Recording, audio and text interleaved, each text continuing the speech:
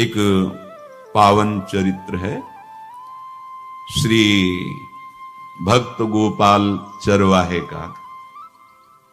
पहले ऐसा हुआ करता था कि सबकी गायें जैसे चराए तो सब लोग अन्न आदि जो है उसके घर भिजवा देते थे और गायें छोड़ देते थे। वो ग्वाला ही कहा जाता था। सैकड़ों लोगों की गाय चराता था और उसके घर में अन्न आदि जो आवश्यक सामग्री है भिजवा दी जाती थी। ना तो एक अक्षर वो पढ़ा लिखा था और ना कभी उसने भगवान का नाम या कोई चर्चा सुनी थी। उसके कोई परमार्थ से संबंध ही नहीं था। बस गाय चराते थे, जंगल में रहते थे, पत्नी भोजन पहुंचा देती थी और परिवार चलाने के लिए गांव के लोग दे देते थे अन्न, क्योंकि सबकी गाय चराते थे। ना तो उसको किसी धर्म का ज्ञान था ना किसी साधना का ज्ञान था। एक दिन देखा जंगल से एक मंडली जा रही संतों के। ओ श्री राम जय राम जय जय राम, श्री राम जय राम, ऐसे कीर्तन। संत जन पहले मंडली बना के चलते थे तो नाम कीर्तन पद कीर्तन ऐसे। उसको बड़ा आनंद आया। उसको लगा कि इतने झूम झूम कर संत जन गा रहे हैं, किसी से बात नहीं की, पकड़ लिया। अब पूरा तो नहीं, बस उतना राम राम राम राम ऐसे करने लगा। देखो कई बार कहा है यदि आप बिना गुरु मंत्र के भी नाम जप करेंगे तो नाम जप आपको गुरु तक पहुंचा देगा, क्योंकि गुरु प्रदत्त नाम भगवत साक्षात्कार कराता है। 50 वर्ष की अवस्था लगभग हो गई थी। कभी कोई तीर्थ याटन, धर्म कार्य, शास्त्र स्वाध्याय, सत्संग कुछ नहीं। देखो कृपा, विश्वास। अब वो अलौकिक ढंग से नाम में मिठास लगने लगी उसको, तो जोर जोर से कभी कभी नाच पड़ता, चरवाहा है ना, गाता, तो और जो लोग थे उसका उपहास करते। अरे नरक में भी ठौर नहीं मिलेगी, जिंदगी में कुछ पुण्य नहीं किया, ये ऐसे लोग बहुत उपहास करने वाले। ऐसे करने से क्या मिलेगा, नाम से कुछ हो जाएगा। उसने कहा हमने तो कभी सोचा ही नहीं कि कुछ होगा, हम तो ऐसे ही गा रहे हैं।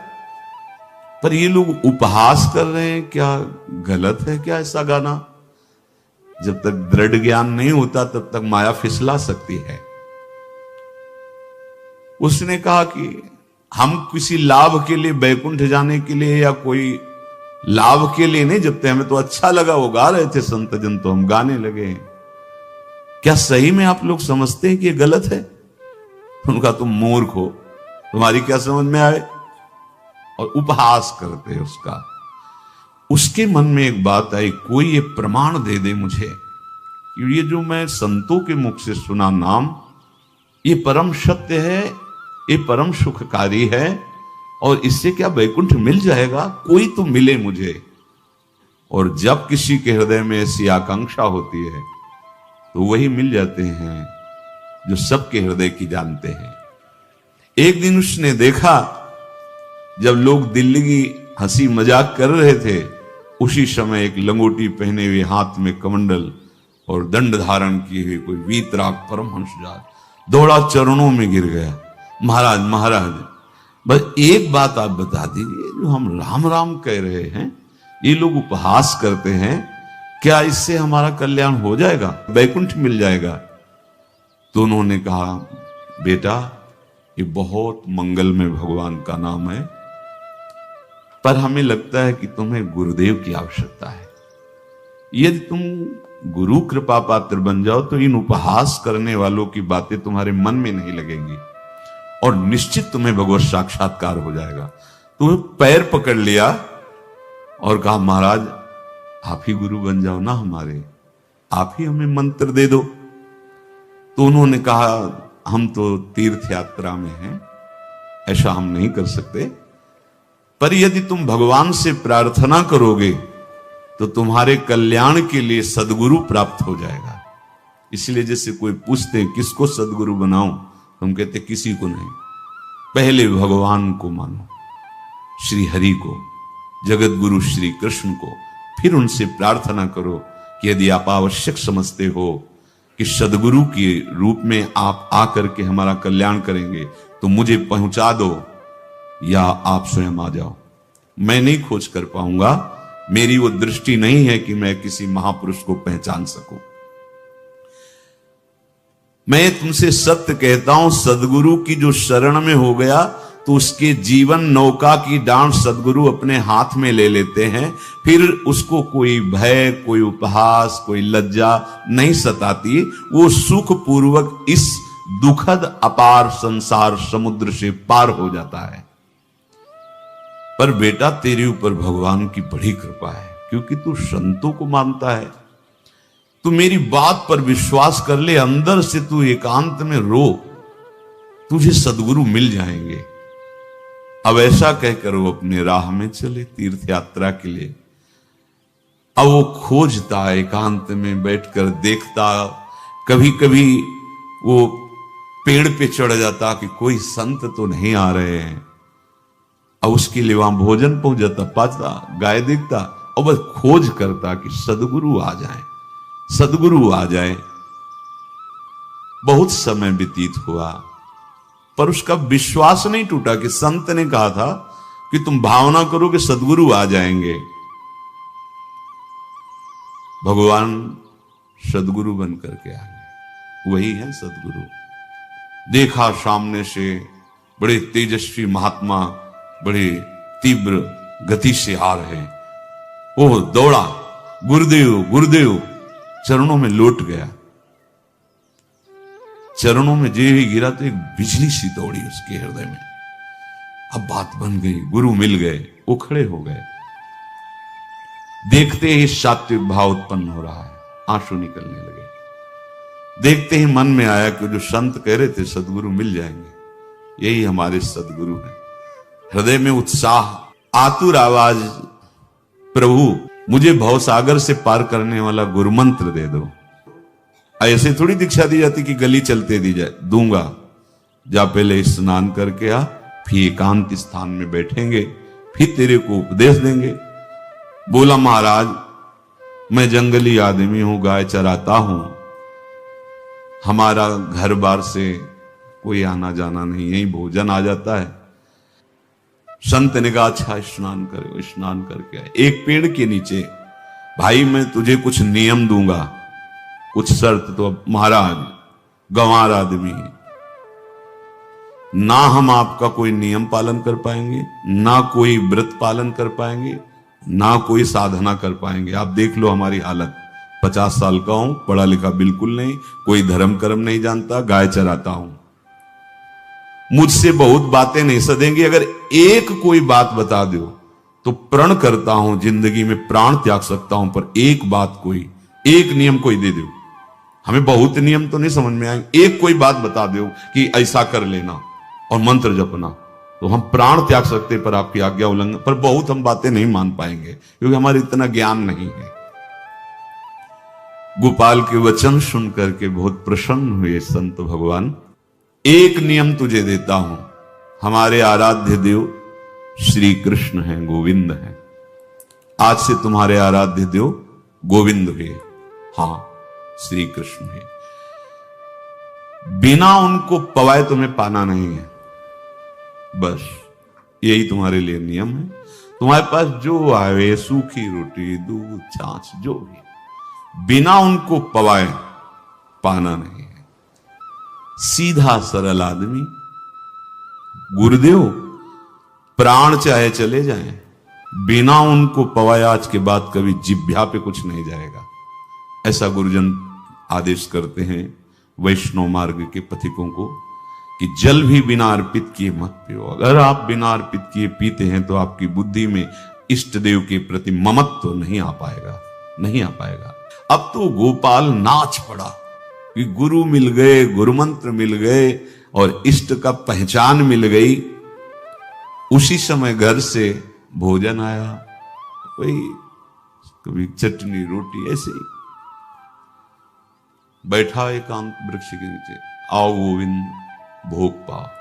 अब गोपाल विचार में लगा कि आ तो रहे हैं ही नहीं, और गुरुजी ने कहा बिना पवाए पाना नहीं। पूरा दिन व्यतीत हो गया। गुरुजी कह रहे थे घट घट में विराजमान भगवान है तो कहीं से भी प्रकट हो सकते हैं, तो अंदर मंत्र जपता हो, कहता आओ भगवान, पाओ आके, नहीं आए। महाराज हमारे गुरुदेव ने आपका ध्यान जो बताया था वैसे ही आओ, आप पाओ आकर के। रात्रि हो गई, देखा पर वो नहीं आए तो भोजन उठाया, गाय को पवा दिया, तो बहुत सी गायें थी, भूखा रह गया। दूसरे दिन फिर भोजन आया, एक पत्ता टोरा, जल से छिड़का पत्ते और भोजन रखा, भगवान को फिर पुकारा, आओ प्रभु। गुरुदेव ने आज्ञा की, बिना आपको पवाए हम अपनी जबान में नहीं रख सकते। शाम हो गई, रात्रि हो गई, फिर गौ को दे दिया, नहीं पाया। अब एक तो 50 वर्ष की अवस्था और गौओं के पीछे दौड़ना और भोजन पाना नहीं, शरीर में सामर्थ्य धीरे धीरे कम होने लगी। तीसरा दिन, चौथा दिन, पांचवा दिन, छठा दिन, सातवां दिन, दीनानाथ प्राण चाहे निकल जाए, हम गुरु की आज्ञा नहीं तोड़ सकते। अगर आप नहीं आएंगे तो भूखों मर जाऊंगा।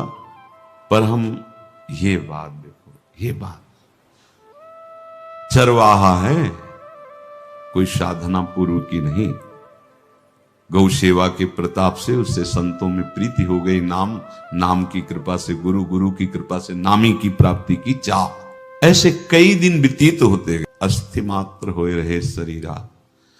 पूछते कि क्या बात है, भोजन तो हम रोज लाते हैं, आप रोज लेते हैं, क्या पाते नहीं? आपका विषय नहीं, शिक्षा मिलती है। अपने गुरु उपदिष्ट साधन को किसी से बताना नहीं चाहिए। गुरु उपदिष्ट साधन जब तक सिद्धावस्था ना पहुंच जाए तब तक गुप्त रखा जाता है। जो जैसे आप सत्संग सुन रहे हो, इसमें कोई वचन आपको लगा, पकड़ लिया, अब वो जीवन में तभी बोलना जब उसका प्रभाव हमारे जीवन में आ जाए। नहीं ऐसे नहीं बोलना, नहीं तो निकल जाएगा। और अगर रोक लिया तो मंथन करेगा अंदर और आपको उसमें स्थित कर देगा। एक भी शब्द नहीं बताया कि हमारी गुरु दीक्षा हो गई, गुरुजी ने कहा था पवा के पाना, और इतने दिन हो गए भगवान तो आ नहीं रहे, इसीलिए हम पा नहीं रहे, तो हमारी ये दशा है। देखो आज का समय ऐसा है कि प्रगट में सब इंद्रियों के पोषण की व्यवस्थाएं भगवान दी, चाहे गृहस्थ हो चाहे विरक्त हो, लेकिन क्या हमारे अंदर निष्ठा है ऐसी? सबरी जी जब उनके गुरुदेव पधारने लगे तो चरणों में रो के गिरी कि प्रभु, इस पूरे विश्व में मुझ अधम को सिर्फ आप ही प्यार करने वाले हो, आप ही ने दुलार करके मुझे रखा, नहीं सब जगह ठोकर मिलती, कोई भी संत महात्मा हमारी तरफ देखना नहीं चाहते, और प्रभु आप जा रहे हो, आप कैसे जीवन जानते हो? क्या कहा, हम तो भजन के प्रभाव से भगवान के धाम जा रहे हैं। बेटा, भगवान स्वयं चलकर तुम्हारे पास आए। सबरी जी बहुत वर्षों तक कभी गुरु के वचनों पर अविश्वास नहीं हुआ, क्यों कहते थे भगवान आएंगे, रोज पावड़े डालती हूँ, सोहनी लगा के दिल छिड़कती हूँ, रोज बिन लगता है फुसला तो नहीं दिया गुरु जी ने? नहीं, गुरु के वचन भगवान आएंगे। शायद ऐसा वर्णन की शास्त्र हजार वर्ष सोचो जरा, और भगवान आए और सबरी को निहाल किया। ऐसे हो गुरुदेव ने कहा है भगवान आएंगे, जब तक वो ना पाएंगे तब तक हमने कहा है कि और उनका उद्देश्य अलग था, कहने का कि आप भगवान को भोग लगा के पाइएगा और भजन कीजिएगा तो मंत्र के प्रभाव से तुम्हारे मानस पटल पर भगवान दिखने लगेंगे। ऐसा होता है। और सीधा आदमी सीधा समझा, जब तक भगवान नहीं पाएंगे तब तक हमें नहीं पाना। 18 दिन बीत गए, कुछ ना खाना ना पीना। गोविंद भी देखते हैं, बाल भक्त ओम प्रकाश जी महाराज यही अपने चामुंडा के पास से उधर, बहुत नामनिष्ठ महात्मा, बाल भक्तों में बहुत ही मानो प्रहलाद जी ही हैं। जैसे प्रहलाद जी नामनिष्ठ, भगवान निष्ठ, घट घट में भगवान को देखने वाले, ऐसे श्री ओम प्रकाश जी बाल भक्त। बड़े बड़े महापुरुष गए, हरि बाबा, उड़िया बाबा, सब बस वो यही कहते कि ये श्री कृष्ण का आदेश है। फिर शायद 50 के भी ऊपर दिन गए थे, ऐसे 70 दिन तक उस महापुरुष ने कुछ नहीं खाया।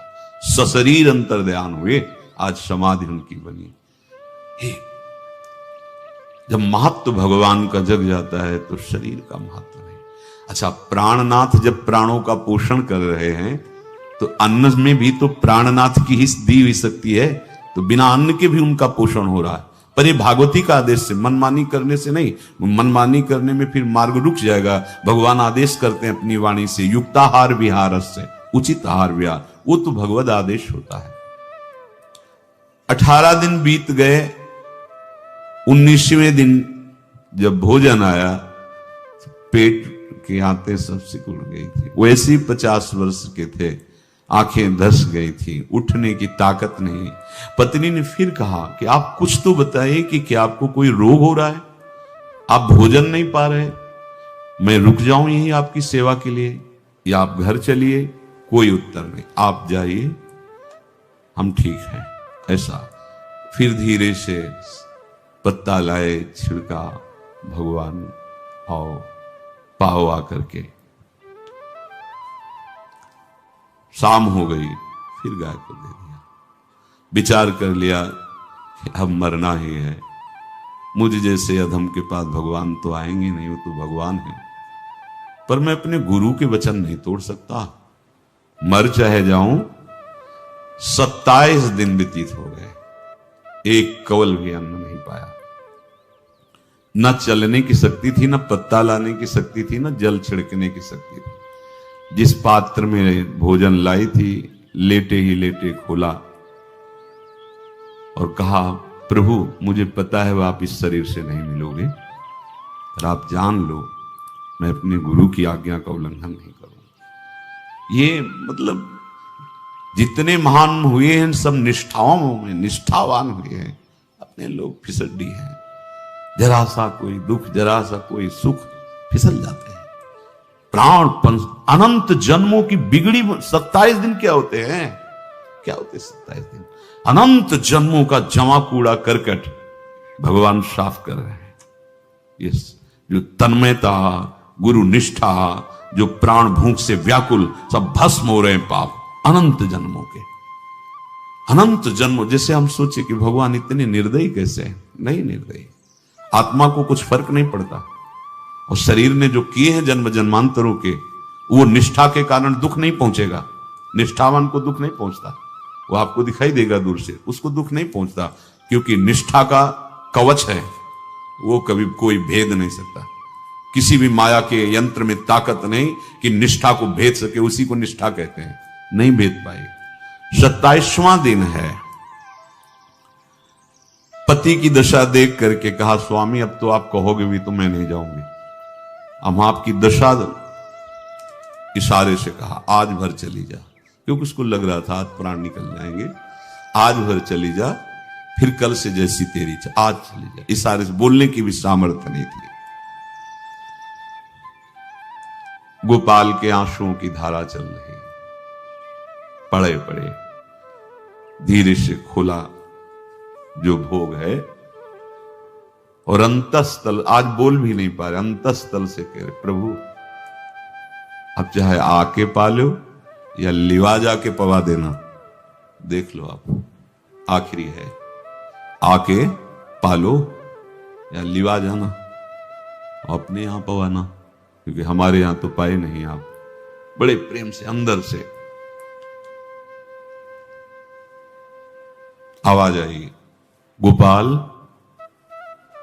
आंख खुली, क्योंकि बोलने की हिम्मत ने, ये अंदर से प्रार्थना की थी, गोपाल वो अमृतमय। गुरुदेव ने कहा था कि उनकी वाणी से अमृत बरसता है।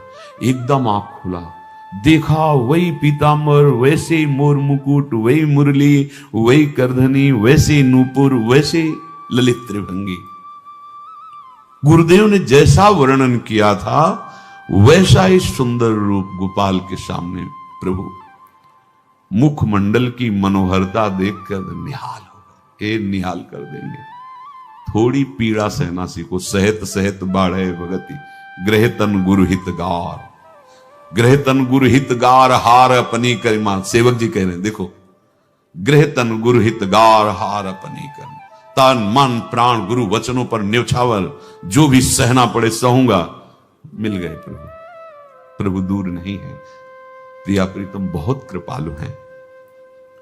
मानो करोड़ करोड़ काम की सौंदर्यता को हे करते हुए प्रभु के लावण्य का प्रकाश हो रहा है।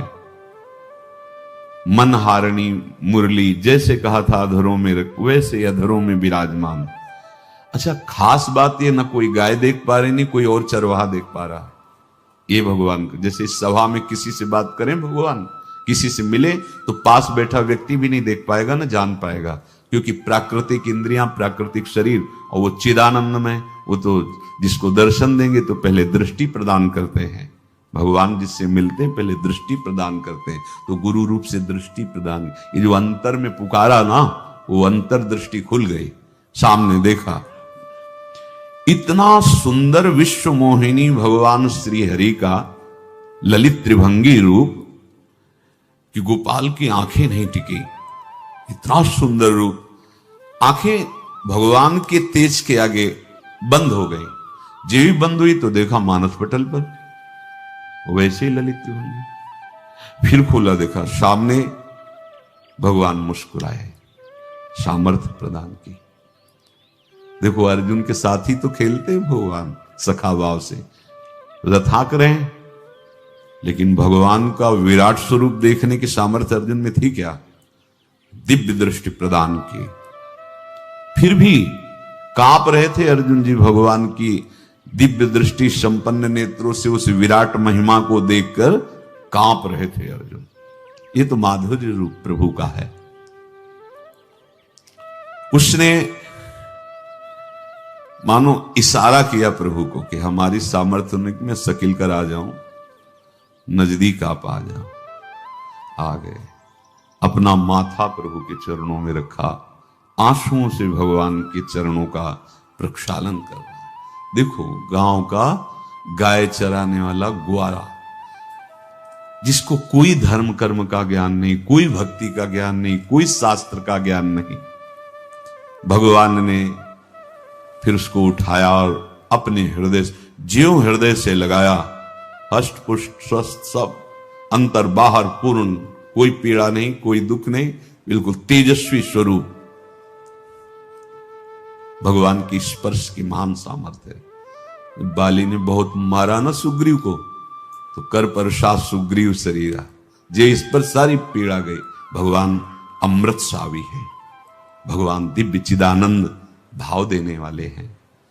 अब तो सुरमुनि वांछित प्रभु की छाती से लपटा हुआ है।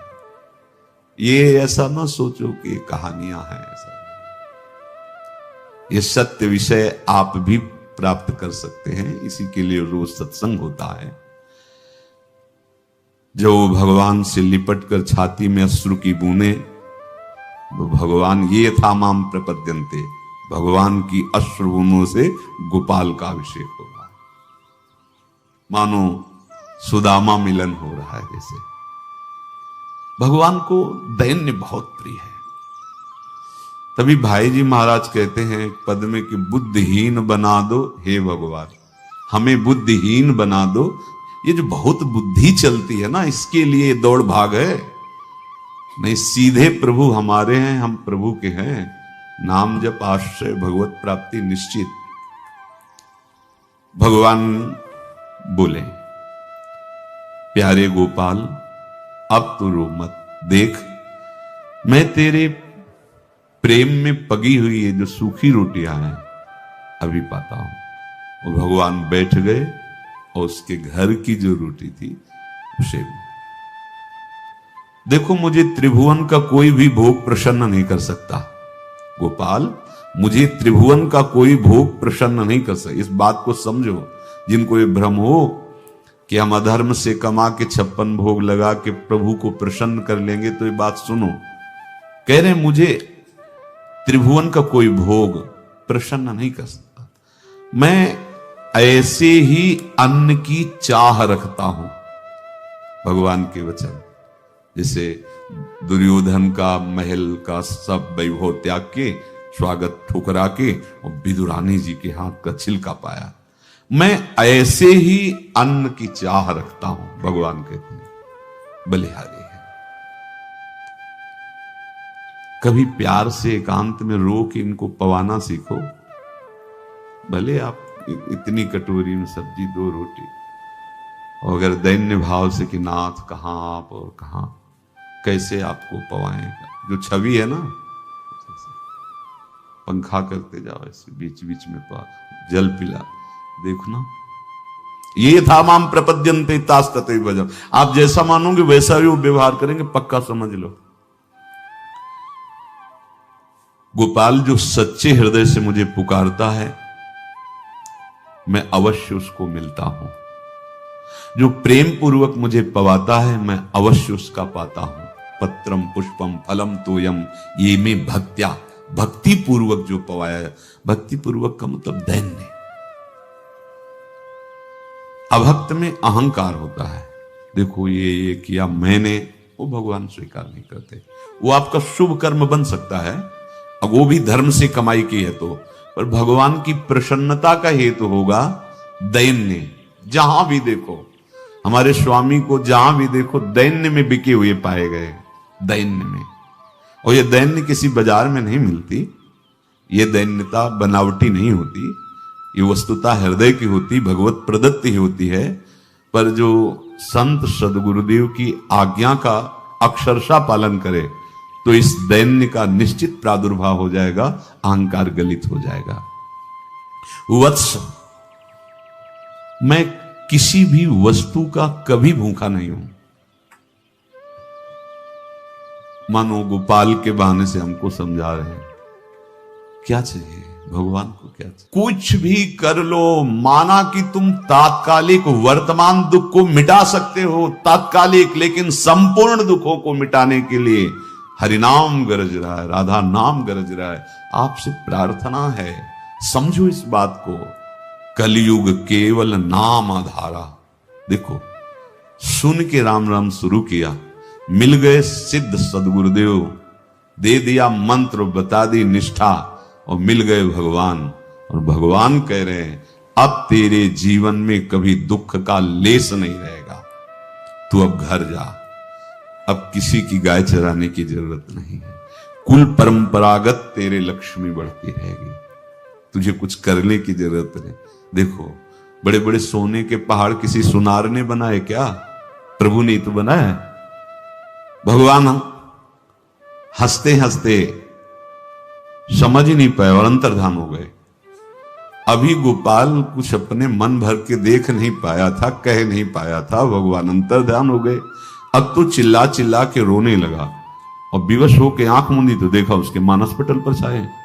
अब तो राजी हो गया कि ये मेरे प्रभु ऐसी जगह विराजमान हो गए, कोई देख नहीं पाएगा, हम रोज बात करेंगे, रोज दर्शन करेंगे। नारायण या गौर श्याम को हृदय निकुंज बसइए।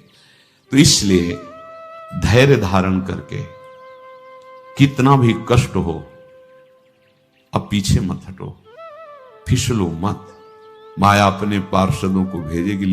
प्रभु का चिंतन छूटे वो कुछ भी स्वीकार नहीं। प्रभु का चिंतन होते हुए जो हो रहा है उनका सृष्टि का कार्य है, जो जो जिसको सेवा दी हो रहा है। हमारा प्रभु का आश्रय अगर बदला किसी व्यक्ति का आश्रय या किसी अन्य का आश्रय, बहुत घाटा हो जाएगा। अपने इस मन को देखते रहिए कि प्रभु को प्रथम नंबर में रखता है या द्वितीय नंबर में।